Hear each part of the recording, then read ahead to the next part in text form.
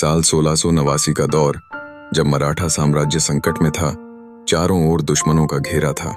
रायगढ़ किले के भीतर एक योद्धा ने मुगलों के खिलाफ अपने अदम्य साहस का परिचय दिया। छत्रपति संभाजी महाराज, जो केवल एक योद्धा नहीं थे, बल्कि संघर्ष के प्रतीक बन गए। उनका जीवन हर क्षण तनाव और बलिदान की महाकवि गाथा है।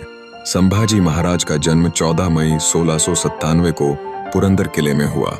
शिवाजी महाराज और मातोश्री सईबाई के सपनों की सजगता में वे पलते बढ़ते गए। बचपन से ही उन्हें असंख्य कठिनाइयों का सामना करना पड़ा।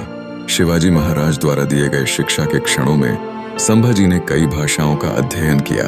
उनकी युद्ध कला में कुशलता और राजनीति में गहरी समझ उन्हें एक अद्वितीय योद्धा बनाती है।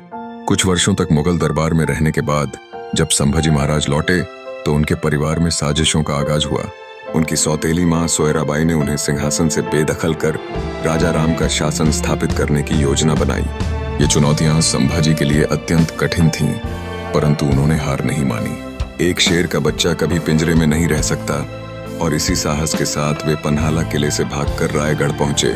शिवाजी महाराज के निधन के बाद दरबार में खलबली मच गई।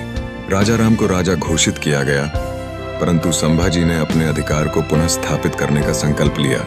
उन्होंने अपने वफादार समर्थकों को इकट्ठा किया और रायगढ़ पर चढ़ाई की। यह विजय केवल सिंहासन की नहीं, बल्कि मराठा साम्राज्य के अस्तित्व की लड़ाई थी।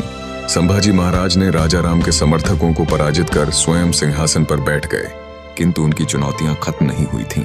औरंगजेब, पुर्तगाली और सिद्दी की सेनाओं से एक ही समय में लड़ाई थी। बिना समय गंवाए उन्होंने युद्ध की तैयारी में जुट गए। संभाजी के अदम्य साहस और संकल्प ने उनके व्यक्तित्व को और भी मजबूत किया और मराठा साम्राज्य के संकट के समय में उम्मीद का दिया जलाया।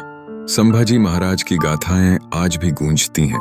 उनका जीवन आशा और साहस का प्रतीक बन चुका है।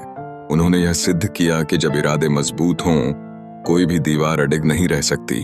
यह कहानी केवल एक योद्धा की नहीं, बल्कि उस संकल्प की है जिसने सदी दर सदी लोगों को प्रेरित किया। आज हम उनकी वीरता को याद करते हैं और उन पर गर्व महसूस करते हैं।